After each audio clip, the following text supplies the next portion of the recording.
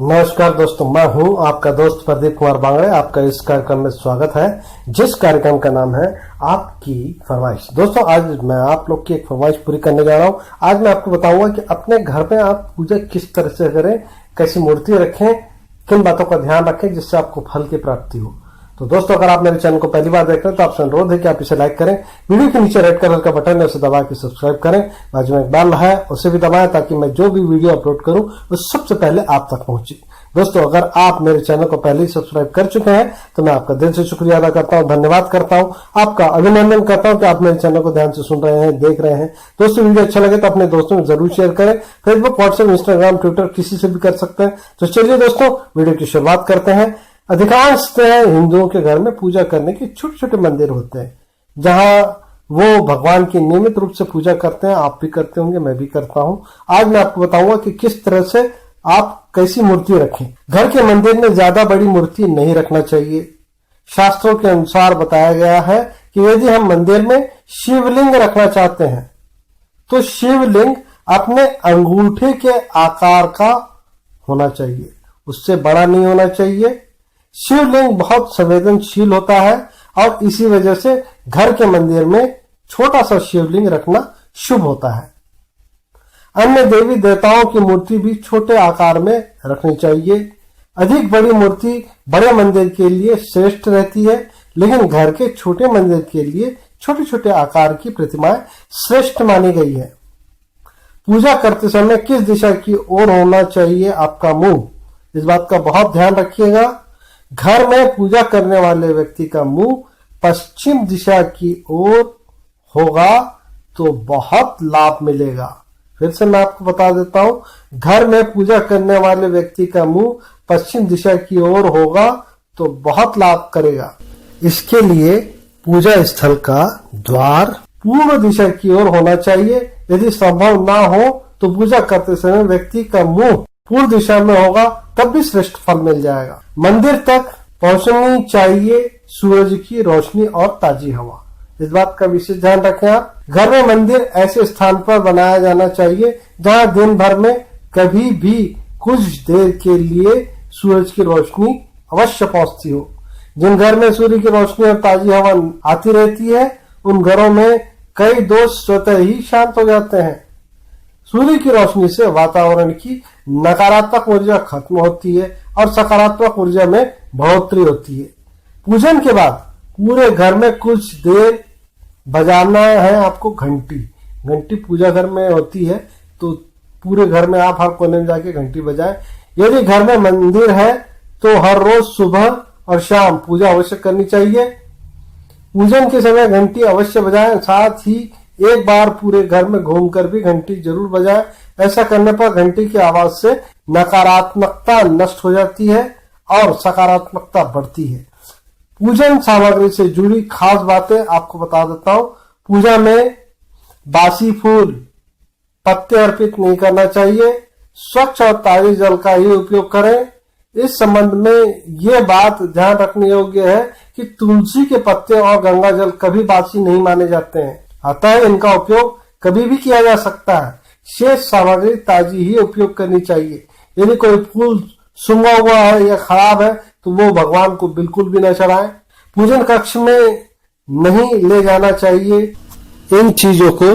घर में जिस स्थान पर मंदिर है वहां चमड़े से बनी चीजें, जूते, चप्पल नहीं ले जाना चाहिए। मंदिर में मृतकों और पूर्वजों के चित्र नहीं लगाना चाहिए। पूर्वजों के चित्र लगाने के लिए दक्षिण दिशा श्रेष्ठ रहती है। घर में दक्षिण दिशा की दीवार पर मृतकों के चित्र लगाए जा सकते हैं, लेकिन मंदिर में नहीं रखना चाहिए। पूजन कक्ष में पूजा से संबंधित सामग्री ही रखनी चाहिए, अन्य कोई वस्तु रखने से बचना चाहिए। पूजन कक्ष के आसपास शौचालय नहीं होना चाहिए। घर के मंदिर के आसपास शौचालय होना अशुभ रहता है, अतः ऐसी स्थान पर पूजा कक्ष बनाए जहां आसपास शौचालय ना हो। यदि किसी छोटे कमरे में पूजा स्थल बनाया गया है तो वहां कुछ स्थान खुला होना चाहिए जहां आसानी से बैठा जा सके। रोज रात को मंदिर पर ढके पर्दा। रोज रात को सोने से पहले मंदिर को पर्दे से ढक देना चाहिए। जिस प्रकार हम सोते समय किसी प्रकार का व्यवधान पसंद नहीं करते, ठीक उसी प्रकार भगवान के मंदिर में भी आपको पर्दा ढक देना चाहिए, जिससे भगवान की विश्राम में कोई बाधा उत्पन्न ना हो। सभी मुहूर्त में करें गौमूत्र का ये उपाय। वर्ष भर में जब भी श्रेष्ठ मुहूर्त आता है तब पूरे घर में गौमूत्र का छिड़काव करना चाहिए। गौमूत्र के छिड़काव से पवित्रता बनी रहती है और वातावरण सकारात्मक हो जाता है। शास्त्रों के अनुसार गौमूत्र बहुत चमत्कारी होता है और इस उपाय से घर पर दैवी शक्तियों की विशेष कृपा होती है। खंडित मूर्ति न रखें। शास्त्रों के अनुसार खंडित मूर्तियों की पूजा वर्जित की गई है। जो भी मूर्ति खंडित हो जाती है उसे पूजा के स्थान से हटा देना चाहिए और किसी पवित्र बहती नदी में प्रवाह कर देना चाहिए। खंडित मूर्तियों की पूजा अशुभ मानी गई है। इस संबंध में ये बात ध्यान रखने योग्य है कि सिर्फ शिवलिंग कभी भी किसी भी अवस्था में खंडित नहीं माना जाता है। ध्यान रखिएगा, शिवलिंग कभी खंडित नहीं होता। फूल चढ़ाने संबंधित नियम। सदैव दाएं हाथ की अनामिका एवं अंगूठे की सहायता से फूल अर्पित करें। चढ़े हुए फूल को अंगूठे और तर्जन की सहायता से उतारनी चाहिए। फूल की कलियों को चढ़ाना मना है, किंतु ये नियम कमल के फूल पर नहीं लागू होता। तुलसी चढ़ाने संबंधित क्या नियम है बता देता हूं मैं। तुलसी के बिना ईश्वर की पूजा पूर्ण नहीं मानी जाती है। पूजा की मंजरी सब फूलों से बढ़कर मानी जाती है। मंगल, शुक्र, रवि, अमावस्या, पूर्णिमा, द्वादशी और रात्रि और संध्या काल में तुलसी दल नहीं तोड़ना चाहिए। ध्यान रखिएगा। तुलसी तोड़ते समय यह ध्यान रखना अवश्य है कि उनकी पत्तियों का रहना भी बेहद जरूरी है। ये करें।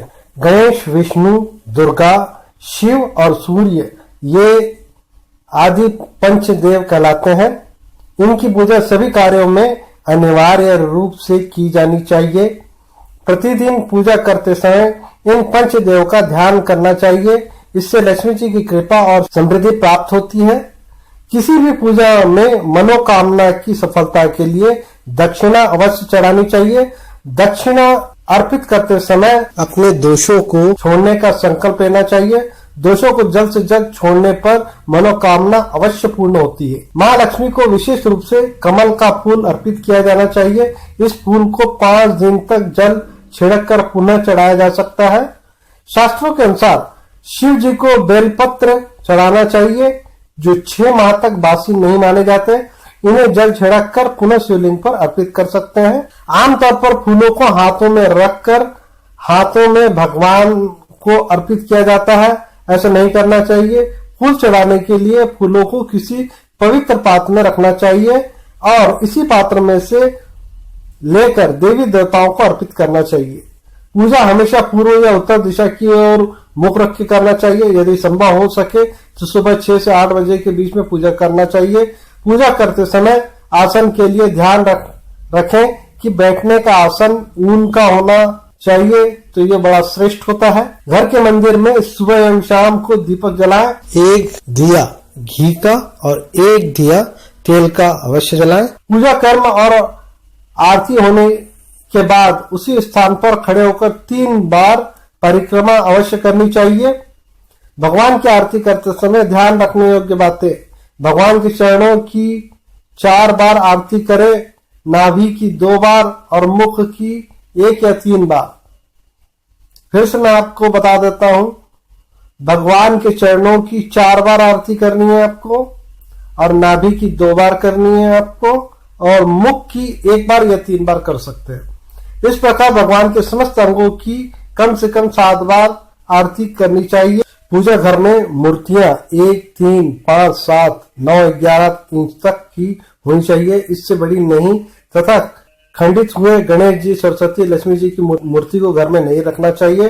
गणेश या देवी की प्रतिमा 3-3, शिवलिंग 2 शालिग्राम, 2 सूर्य प्रतिमाएं, 2 गोमुख चक्र, 2 की संख्या में कदापि न रखें। मंदिर के ऊपर भगवान के वस्त्र, पुस्तक, आभूषण आदि भी न रखें। मंदिर में पर्दा अति आवश्यक है। अपने पूज्य माता पिता व या पितरों का फोटो मंदिर में कदापि न रखें, उन्हें दक्षिण दिशा में रखें। विष्णु की 4, गणेश जी की 3, सूर्य की 7, दुर्गा की 1 व शिव की आदि परिक्रमा कर सकते हैं।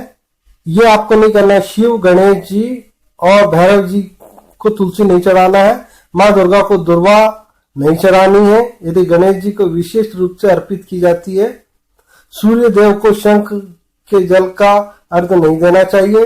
तुलसी का पत्ता बिना स्नान किए नहीं तोड़ना चाहिए। शास्त्रों के अनुसार कोई व्यक्ति बिना नहाए तुलसी के पत्तों को तोड़ता है तो पूजा में ऐसे पत्ते भगवान द्वारा स्वीकार नहीं किए जाते हैं। शास्त्रों के अनुसार देवी देवताओं का पूजन दिन में 5 बार करना चाहिए।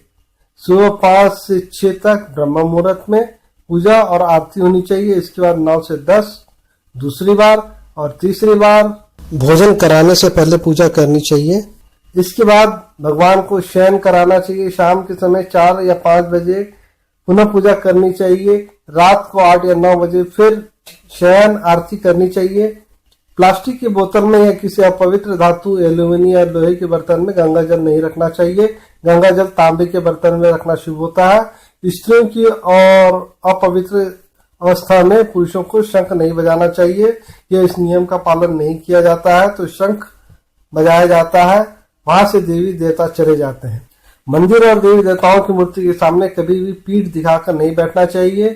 केतकी का फूल शिवलिंग पर अर्पित नहीं करना चाहिए। दुर्वा रविवार को नहीं तोड़ना चाहिए। तांबे के बर्तन में चांदी, घिसा हुआ चंदन या चंदन का पानी नहीं रखना चाहिए। हमेशा इस बात का ध्यान रखें कि कभी भी दीप से दीपक नहीं जलाना है। शास्त्र के अनुसार जो व्यक्ति दीपक से दीपक जलाते हैं वे रोगी होते हैं। बुध और रविवार को पीपल के वृक्ष में जल अर्पित नहीं करना चाहिए। रविवार, एकादशी, द्वादशी, संक्रांति और संध्या काल में तुलसी के पत्ते नहीं तोड़ने चाहिए। तो उम्मीद करता हूं दोस्तों मैंने आपको जो जानकारी दी वो आपको जरूर अच्छी लगी होगी। तो इसी